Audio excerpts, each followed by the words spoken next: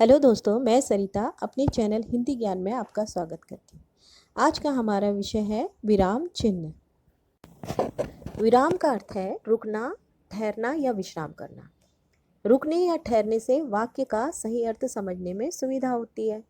लिखते समय अथवा बोलते समय रुकने की इस प्रक्रिया को विराम कहा जाता है।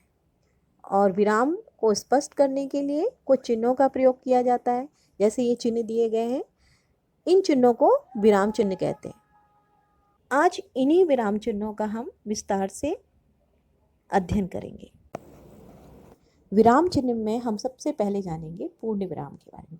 पूर्ण विराम को इस तरह से चिन्हित किया जाता है, जब कोई वाक्य पूरा हो जाता है तब हम इस पूर्ण विराम का प्रयोग करते हैं। जैसे मेरा नाम मीना है, ये वाक्य पूरा हो गया है और इसमें पूर्ण विराम का चिन्ह लगा दिया। लेकिन प्रश्नवाचक चिन्ह या विस्मयादि बोधक जो चिन्ह होते हैं, जो वाक्य होते हैं, उनमें पूर्ण विराम नहीं लगाया जाता। प्रश्नवाचक जो वाक्य होगा तो उसमें प्रश्न का चिन्ह लगाएंगे, और विस्मयादि बोधक अगर वाक्य है तो उसमें विस्मयादि बोधक चिन्ह लगाएंगे। उसमें तब हम पूर्ण विराम नहीं लगाएंगे। दूसरा है अर्धविराम। अर्धविराम का प्रयोग हम तब करते हैं जब वाक्य लंबा हो और अल्प विराम से जो अल्प विराम होता है उससे के बाद अल्प विराम और पूर्ण विराम के जो बीच का चिन्ह होता है वो कहलाता है अर्धविराम। तो जब वाक्य लंबा होता है और पूरा ना हो तो हम उसमें अर्धविराम का प्रयोग करते हैं। अब जैसे ये उदाहरण दिया है, मैंने उसे डांटा ही नहीं, प्यार से समझाया भी। अब यहाँ पे ये वाक्य लंबा है, मैंने उसे डांटा ही नहीं, फिर हमने यहाँ पर अर्धविराम लगाया और प्यार से समझाया भी, फिर पूर्ण विराम लगाया। अगला चिन्ह है उपविराम। उपविराम को इस तरह से चिन्हित किया जाता है। उपविराम का प्रयोग हम करते हैं जहाँ किसी बात को अलग करके दिखाना हो, तो वहाँ पर हम उपविराम का प्रयोग करते हैं। जैसे ये पर्यावरण एक शब्द है, इसमें पर्यावरण को हमने उपविराम का चिन्ह लगाया, लिखा हमारा साथी है। हिमालय, हिमालय के बारे में जब भी बताना है, जैसे उसको अलग करके दिखाना है, तो भारत का मुकुट है। और उधर इस तरह से ये तो उपविराम का प्रयोग हुआ। और एक और होता है चिन्ह जिसे बोलते हैं उदाहरण चिन्ह। जो उदाहरण चिन्ह होते हैं वो किसी व्यक्ति या महापुरुष के कथन को लिखते समय इनका प्रयोग करते हैं।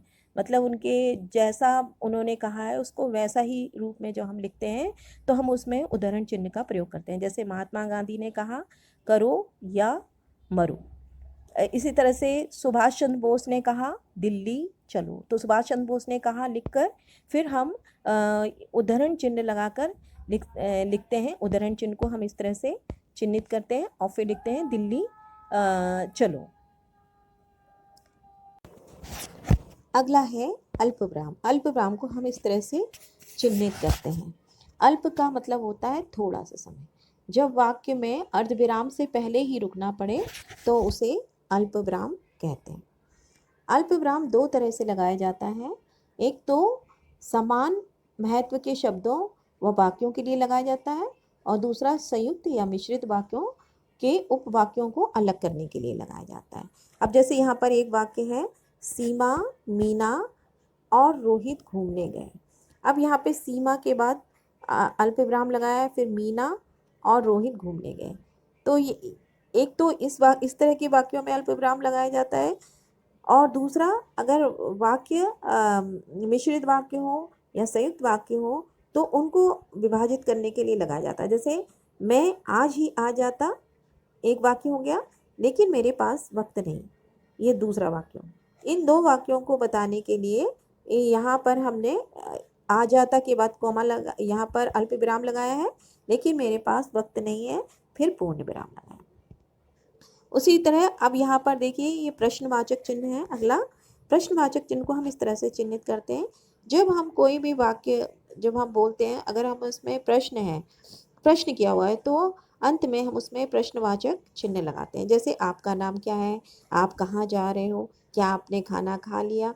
तो जब हम इस तरह के वाक्य लिखते हैं तो हम उसके अंत में प्रश्नवाचक चिन्ह लगाते हैं।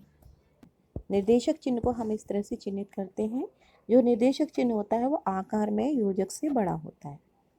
कथनों के साथ जब हम उदाहरण चिन्ह के स्थान पर निर्देशक चिन्ह लगा दिए जाते हैं। जैसे माँ ने कहा, निर्देशक चिन्ह खाना खा लो। दीपक ने कहा, निर्देशक चिन्ह हम सब घूमने जाएं। तो इस तरह से निर्देशक चिन्हों को हम कथन के साथ लगाते हैं। अगला है विवरण चिन्ह।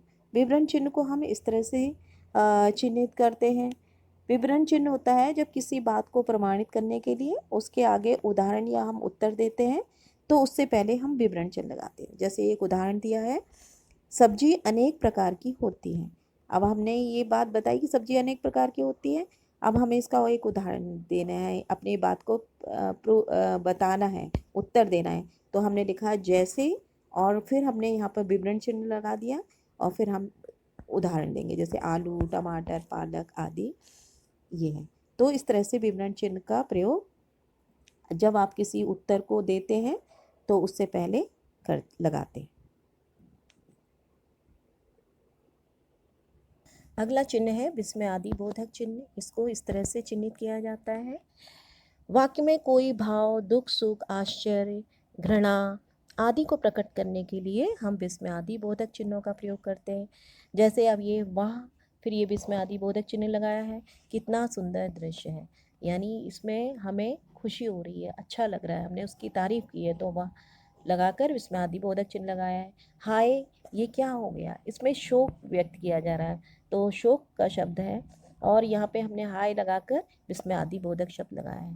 इसी तरह से ये योजक चिन्ह होते हैं। योजक चिन्ह जो होता है उसको इस तरह से चिन्हित किया जाता है योजक चिन्ह को। ये योजक चिन्ह जो होते हैं ये इसको जोड़ने वाला चिन्ह कहते हैं। इन चिन्हों का प्रयोग हम जो भी दो शब्द युग्म होते हैं उनके बीच में किया जाता है। जैसे ये सुख के बाद योजक चिन्ह लगाया दुख, तो सुख दुख शब्द हो गया। भाई के बाद योजक चिन्ह लगाया, बहन लिखा, भाई बहन। फिर ये बार बार लिखने के बीच में एक योजक चिन्ह लगाया। इस प्रकार से योजक चिन्ह जो होते हैं इनका प्रयोग शब्द युग्मों के बीच में किया जाता है। अगला है कोष्टक चिन्ह। कोष्टक चिन्ह को हम इस तरह से भी बनाते हैं और इस तरह से भी करते हैं। तो जो कोष्टक चिन्ह होते हैं उसमें हम क्या करते हैं कि उसका प्रयोग हम इसलिए करते हैं कि कुछ जब हम वाक्य बनाते हैं तो उसमें कुछ शब्द ऐसे आते हैं जो कि काफ़ी जटिल या कठिन होते हैं और उनके छिपे अर्थ को हम इसमें बताते हैं कि इसका क्या अर्थ है, उसको सरल भाषा में बताने के लिए हम कोष्टक का प्रयोग करते हैं। जैसे कि एक उदाहरण ये है कि मीना मृदुभाषी है। तो अब हमने ये मृदुभाषी का ये जो मृदुभाषी है इसको सरल अर्थ में बताने के लिए हमने यहाँ पर कोष्टक का प्रयोग किया है कि मीठा बोलने वाले को मृदुभाषी कहते हैं।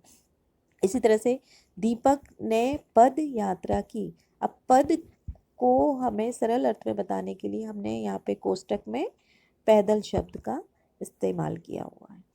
इसी तरह से अगला है लाघव चिन्ह। लाघव को हम इस तरह से चिन्हित करते हैं।